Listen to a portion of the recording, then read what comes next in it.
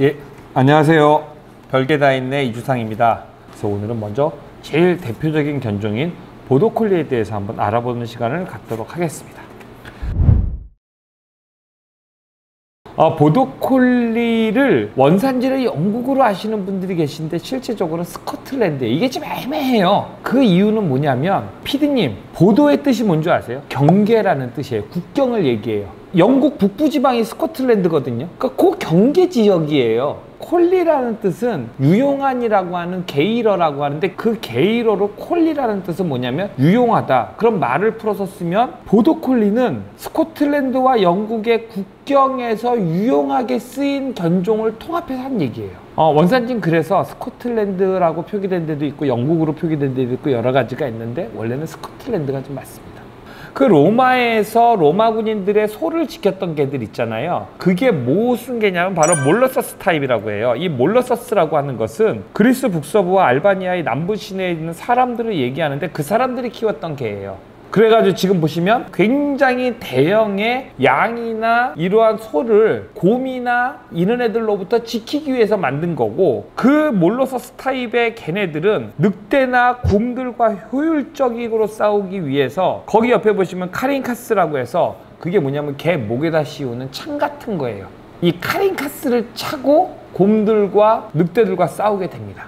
그러니까 여기 실제적으로 보면 이 몰러서스 타입은 피레니안 마운틴 독이나 아니면 쿠바츠, 그러니까 경비견 쪽에서의 경비견 쪽으로서의 애들은 몰러서스 타입이에요. 그럼 몰러서스 타입이 아닌 보더콜리는 바이킹이 영국에 침략하면서 스피치 타입의 관력은 전파가 된 거예요. 현재 보더콜리들의 개량은 이 스피치 타입을 개량해서 했는데, 여기 지금 밑에 사진 보시면 이 사람이 누구냐면 아담 텔퍼라는 사람이고, 이 아담 텔퍼가 지금 두 마리 개를 데리고 있죠. 이 개들이 뭐냐면 바로 아담 텔퍼 농장에서 보더콜리와 같은 목양견들이었었습니다. 이 사람이 교배를 해서 이 아담 텔퍼의 농장에서 나오는 맥이라고 하는 검은색 보더콜리처럼 생긴 개와, 그리고 로이라고 하는 트라이칼라였어요. 이 트라이칼라의 개들 사이에서 교배를 해서 지금 나오는 이 햄프라는 개가 나오게 되고, 이 개가 보더콜리의 시조가 된 개입니다. 이 보더콜리는 보더콜리라고 하는 견종을 만든 게 아니라 뭐 경비견으로 썼던 몰러서스 타입이라든가 아니면 바이킹들이었던 스피치 타입에 막 여러 가지 교배를 해가지고 만드는데, 각 농장들마다 각자 개들이 있었는데, 이 아담 텔퍼의 그 개가 너무 능력이 좋은 거야. 너무 능력이 좋으니까 빨리 받아들여야 되잖아요. 이후에 농장주들이 모여서 양몰이 시합을 하면 거의 이 햄프라는 개가 거의 매년 우승을 했고, 그러니까 사람들이 다 이 강아지만 분양받는 거예요. 이 햄프라는 개의 자손으로만 약 200마리인가 300마리 정도가 다 양몰이에 쓰게 된 거예요. 그게 바로 보더콜리의 기원이 됐다고 보시면 될 것 같습니다. 어느 시대에 갑자기 탁 퍼지게 됐느냐, 1874년도에 뭐가 나오냐면 철조망이 나와요.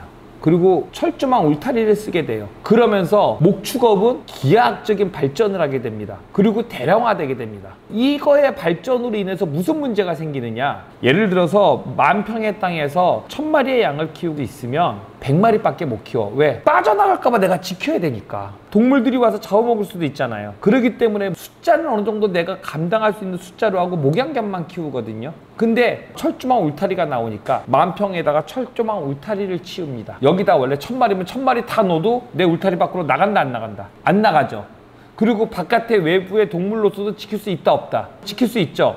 그럼 여기서 문제는 뭘까요? 얘네들을 몰아와서 잡아야 돼, 여기다가 이제 팔을 때는. 근데 경비견들은 그 역할을 못 하잖아. 보더콜리처럼 제한된 공간에서 양들을 모아주는 그러한 용도의 목축견들은 전 세계에서 호응을 하게 됩니다. 이 시기에 전 세계로 보더콜리가 퍼지게 되고, 사람들은 보더콜리를 대체할 수 있는 개가 없다 이래가지고 그냥 다 보더콜리로 집중하게 되죠. 지금의 개량된 견종들은 과거에 있는 견종들하고 판이하게 차이가 나는 경우가 되게 많아요. 판이하게 차이가 나거나 아니면 그거의 역할에 적합하지 않았던 경우도 너무 많아요. 그건 무슨 이유 때문에 그러느냐? 바로 우리가 맨 처음에 개를 개량할 땐 철저하게 목적에 의해서 개량을 했지만 개량된 이후에 산업화가 이루어지면서 개는 목적은 있지만 그거에 써먹기는 좀 애매했거든요. 그리고 이후에 반려견의 견종 표준이 나오는데 여기서 중요한 게 뭐다? 견종 표준을 만들 때 그 견종 표준이 지금 있는 개들의 견종 표준이 된 게 아니라 그 많은 견종 표준을 영국서부터 해가지고 독일이고 만들었었을 때 지금은 이렇고 우리는 앞으로 이 개를 이런 방향으로 발전시켜 나갈 거야 라고 하는 외형적 견종 표준을 조금 발전된 방향으로 했어요. 그러다 보니까 과거의 개가 지금 현재로 오면 조금 커지고 화려해지고 막 이래요. 그래서 모양이 완전히 달라지는 경우가 있어요. 그래서 보더콜리가 원래는 그렇게 크지는 않았어요. 제가 보더콜리는요 조금 표준을 얘기한다는 게 애매해요. 각 역할에 따라 좀 틀려요. 외형적 특징에서 보더콜리는 파생형이 너무 다양해요. 예를 든다면 성격적인 면도 다양해요. 제가 그런 얘기를 좀 들었어요. 양모리 보더콜리와 아질리티 보더콜리가 조금 성격이 틀리다는 얘기를 하더라고요. 아질리티 보더콜리는 소유욕도 강하고 좀 대범한 반면에 양모리 보더콜리는 조금 성격이 하이하고 조심성이 좀 있다고 그러더라고요. 외형도 보면은요 양모리 하는 애들이 좀 커요. 근데 아질리티 하는 애들은 또 작아요. 그리고 체형도 보면은 양머리 하는 애들은 조금 털은 짧지만 좀 둔탁한 애들도 있고 아질리티 하는 애들은 가벼워요. 그렇기 때문에 이게 보더콜리라는 거는 견종의 표준이라고 하는 것보다는 그 용도에 맞게 개량이 되게 손쉽게 이루어졌기 때문에 격차가 많아서 그건 말씀을 안 드리도록 하겠습니다. 질병 같은 것도 그러고요. 단지 외형에서 하나만 좀 알아주셨으면 좋겠어요. 원래 보더콜리의 견종 표준은 귀가 반쯤 내려가 있어요. 근데 여기 양머리 하는 보더콜리 있죠. 걔도 지금 귀가 서 있죠. 그리고 우리가 거의 주변에 아질리티나 보더콜리가 하는 아주 전문적인 원반 던지기 디스크독이나 아니면 실제 사역에 이용하는 애들은 귀가 좀 서 있는 애들을 많이 볼 거고 아까도 보면 양머리를 했던 험프라는 개도 귀가 내려가 있지만 일반적으로 보면 다 귀가 서 있어요. 이 귀는요 가죽의 무게에 비례를 해요. 그러니까 보더콜리의 견종 표준에 나오는 강아지나 도그쇼 가는 강아지들은 다 귀가 내려간 이유는 가죽이 두꺼워요. 왜 두꺼울까? 영국이라는 나라가 견종 표준을 얘기할 때 영국의 양모리에 쓰는 개들은 비가 많이 오기 때문에 추운 겨울에도 추위를 타지 말아야 된다. 그렇기 때문에 털은 이중모를 가지고 있고 가죽은 두터워서 털과 가죽 모두 보온작용을 할 수 있어야 된다. 그렇기 때문에 두꺼운 가죽이 좋다 하다 보니까 귀가 무거워져서 내려간 겁니다. 근데 막상 사역에 이용해 보니까 두꺼운 가죽을 가지고 긴 털을 가진 애들은 양머리를 하거나 무슨 사역을 하면서 뭐가 돼요? 열발산을 못해서 쉽게 지쳐버려요.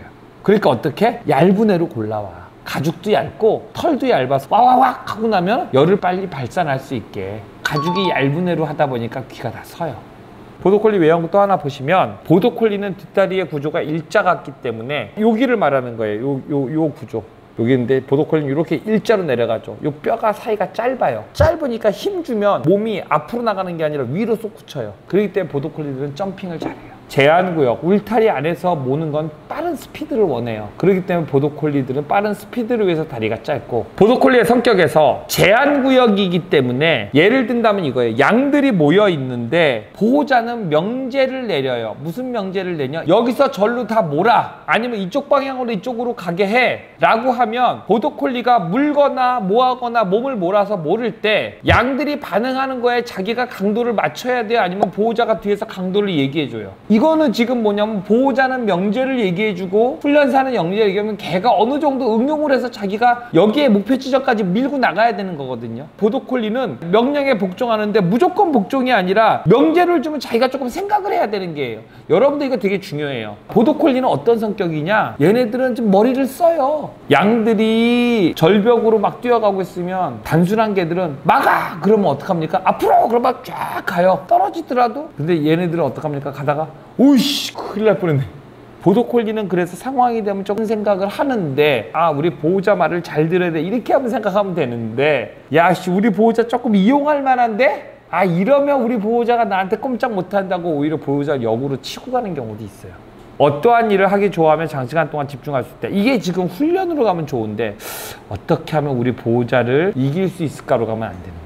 프리즈비나 아질리티는 목표를 가지고 훈련시키기에 최고의 견종이고 길들이기는 개와 사람의 머리 싸움이다 이거는 뭐냐, 다른 개들 같은 경우는 내가 친절하게 보상을 주면서 잘해주면 된다 라고 하는데, 보더콜리들은 간식 안 먹어도 되니까 이거 하고 싶어 라고 하는 이성적 생각을 조금, 그래서 머리가 좋다고 해요. 보더콜리 성장기에 있어서 과도한 행동으로 다치기 쉬움으로 주의가 필요한데, 왜냐하면 보더콜리는 어릴 때부터 몸이 가볍기 때문에 뼈가 얇아요. 근육이 많아요. 그래서 다른 개들만큼 막 뛰어도 쉽게 데미지가 있지는 않아요. 근데 여러분들, 제가 제 손을 딱 때리면 아플까요? 안 아플까요? 아프겠죠.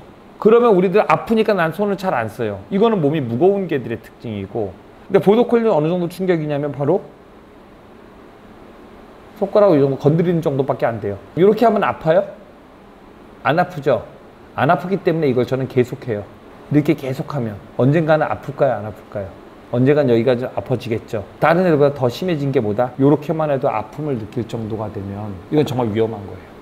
제가 이 말씀을 드리는 건, 보더콜리가 아파하지 않고 잘 뛴다고 해서 너무 얘네들 질병도 없다니까 너무 지멋대로 하게 두다가는 다른 개들처럼 관절이나 슬개골 쪽에 문제가 있을 수 있다는 거 꼭 주의하시기를 바라겠습니다. 자, 그럼 보더콜리 여기까지 하도록 하겠습니다. 다음 편도 꼭 기대하시고 봐주시기를 바라겠습니다. 자, 이것으로 마치도록 하겠습니다. 수고 많으셨습니다.